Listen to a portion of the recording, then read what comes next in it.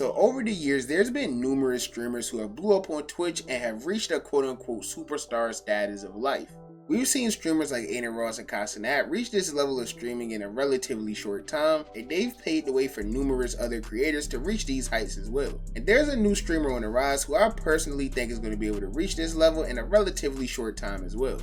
But who exactly is this streamer and how did he get to the point that he's at today? Well, that's probably what you're here to figure out, so if you're new to the channel, don't forget to hit that subscribe button to join the Trap House with the biggest trapper. And while you're at it, don't forget to click that very first link down below in my description to join my Discord server and become an official member of the community. Now, with all of that being said, let's get into the rise of Twitch's next superstar, PlaqueBoyMax. So Maxwell Dent, also known as PlaqueBoyMax, was born in West Orange, New Jersey on April 3rd, 2003. And growing up, his dream wasn't really to be a streamer or a content creator or anything like that at all. His original dream was to play basketball, and even though he was pretty good at basketball, like I think he's even one of the best content creators there is right now in basketball, but his dream of becoming a professional basketball player was kind of short-lived because with him being listed at only 5'9", and I actually think he's shorter than that. Y'all know that these high school coaches be lying on max preps all the time to try to get their players the best offers, but with him being so short, of course he didn't really have much of a future in basketball, so he would just switch over to another passion, which was content creation. Now, if you really watch PlaqueBoyMax, you probably already know this, but he didn't start his content creation journey off with streaming. In fact, he wasn't even PlaqueBoyMax when he first started content creation. He would officially start off his content creation journey about 4 years ago when he was a part of a group named the Basement Boys. And the Basement Boys YouTube channel would feature a lot of like public interview style content, which was very popular on YouTube at the time. And this channel would end up seeing some real success. In fact, you may have even came across some of their videos before and not even realize you were watching a young PlaqueBoyMax. Some of their videos would even end up going extremely viral, and some of these videos would include SoundCloud Rapper Tournament Finale, which is the most popular video on the Basement Boys YouTube channel that accumulated over 1.5 million views. And the SoundCloud Rapper videos would be like an entire series on their channel, and almost all of those SoundCloud Rapper videos would be the biggest videos on the channel.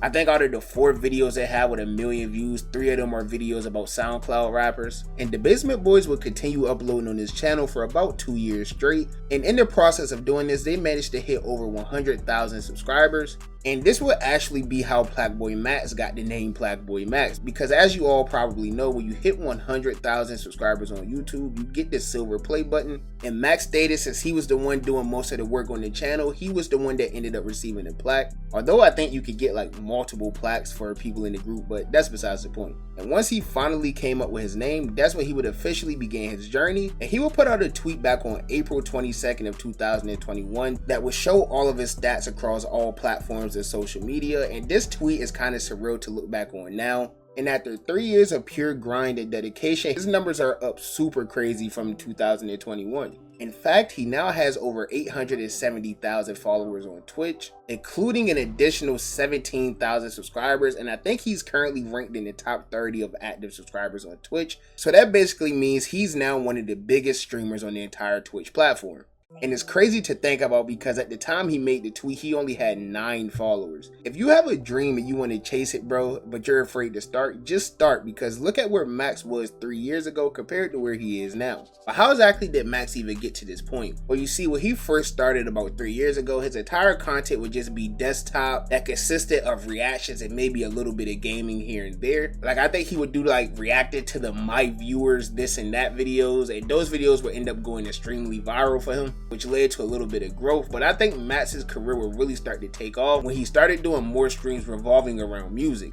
Now, throughout Max's entire content creation journey, music has always been a very big part of everything he does, even back with the Basement Boys videos where they were doing their Exposing SoundCloud Rappers series. That was all based around music. And when he started streaming, he would see a lot of success by not only reacting to music, but also making his own music on stream. And as he continued to grow, reacting and making music on stream turned into doing actual content based around music, such as song wars or diss wars, where he would have other streamers, YouTubers, and even some underground rappers make songs or even diss tracks against one another in the form of a competition. And obviously there's like a lot of streamers and content creators whose main thing is like reacting to music, but I think the thing that separated Max from these other content creators is that he will focus mainly on like the underground scene of music. Yeah, he would watch and react to mainstream music as well, but the underground rap scene has always been a very big community with a large fan base, and this is the type of music that Max liked the most, so he will focus more on interacting with this type of music. In fact, Max's first ever video that he will post on his original channel was a reaction to a Young Chris Before They Were Born video, and this would really be his entrance into the underground scene, because after he reacted to this video, he would continue reacting to other forms of underground music as well, and about 5 months after that, this would all lead to him playing against Young Chris in a basketball 1v1, and this would be the first ever video that Max uploaded on his plug channel, Max Touches Grass. So Young Chris has had a lot of influence on PlaqueBoyMax's YouTube channels, and after all of this success that he was seeing in the underground scene, he was building all types of friendships and connections as well through music. He was also building a core community, which we all know is so important where you're trying to chase a career on the internet, and his community's name was 5-Star. And in addition to building a core community, he also made some very good connections and friendships as well, all through either the underground music scene or people he was meeting in Discord. And I would say Max officially became a part of the underground community when he had like a little minor beef with Jace. And if you keep up with underground music, you know that Jace is like the underground boss of beef. Like anybody in the underground community has probably had some form of beef with Jace. I never said I ain't call you a bitch. You deserve it. Look, that's beside the point. You bring it up earlier. Stop playing with me, bro. Yo, listen to me. Why was you talking about me 4 days ago? Why is it this many videos of you talking about me and you call me, you say I'll talk about you first? This all you right here, gang. That's all you puss ass, must ass. You crazy. Why bro. you keep talking about me? Don't go on the internet exactly. saying, oh my God, stop talking to me like that. You bitch ass nigga. Stop talking to me like that. Shut your dumb ass up, nigga. I hate you politically correct ass, YouTube ass, streamer ass. You get shit smacked out of y'all one day, bro. Jace and Max are no longer beefing anymore. They're actually cool now. I think they even have an unreleased song together and everything like that. And after seeing about a year or so of real success, Max would end up getting in a little bit of streamer drama for the first time, and this would begin his beef with another streamer named Convy. Now, the beef originated because Max would react to a video of Convy's aunt, who happens to do like OF.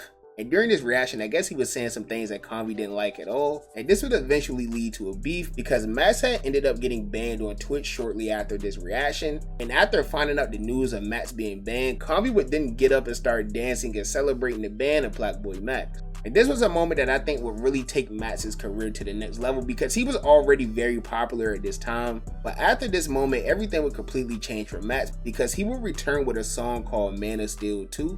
And this song would end up being a direct diss track to Convy and his aunt, and he even mentioned Keemstar in it as well. Still alerting Twitter news. Kim is still in love with minors. Please alert the middle schools. But this song would end up going completely viral, and it even got reacted to by tons of big music reaction channels as well. And I think this was like such a big thing because like it was a YouTuber diss track or a streamer diss track, whatever you want to call it. And at the time, like these types of diss tracks have been dead in the community for a very long time, like since the DDG, Diss God, Rice Gum era. Diss tracks on YouTube was kind of like a dead thing, and he single-handedly revived it with this diss track on Convy. But much like the Jace beef, Max and Convy would squash their issues, and they're now friends and have even done streams together and everything like that. But this was a pivotal moment in Max's career because after this, he would just continue growing more and more. His viewer average would go up.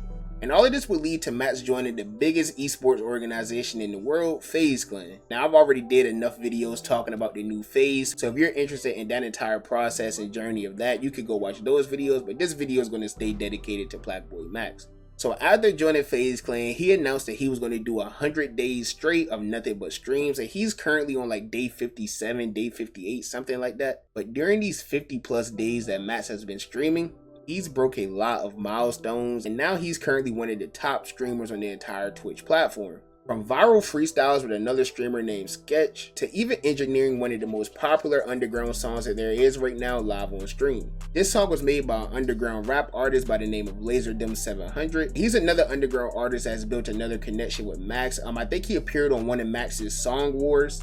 Max Green trying to run it back. Shots out to the fucking tag.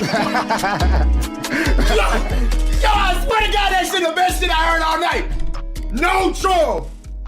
Yo, what the? They had a little minor fallout that they were able to talk out and rekindle their relationship with. And LaserDim would pull up to do a stream with Max at the FaZe house in Miami. And after this, the rest is history.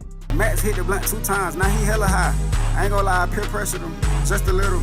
And now he's currently at the point where he's traveling back and forth between the FaZe houses in Miami and LA. But it doesn't really matter which house he's at, because during these 100-day streams, his career has completely reached new heights and milestones. And of course, with all of this success and drama and everything that Max has had in the last 3 years, he's also been in a lot of controversy. Like now he's getting hit with view botting allegations, and a big part of the beef that he had with Convy, a lot of people were saying that he just completely copied another popular streamer by the name of Bruce Drop 'Em Off.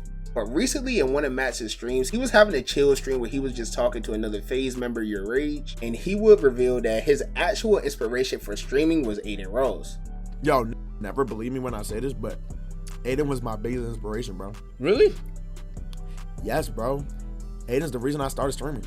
Because I thought streaming was for dorks.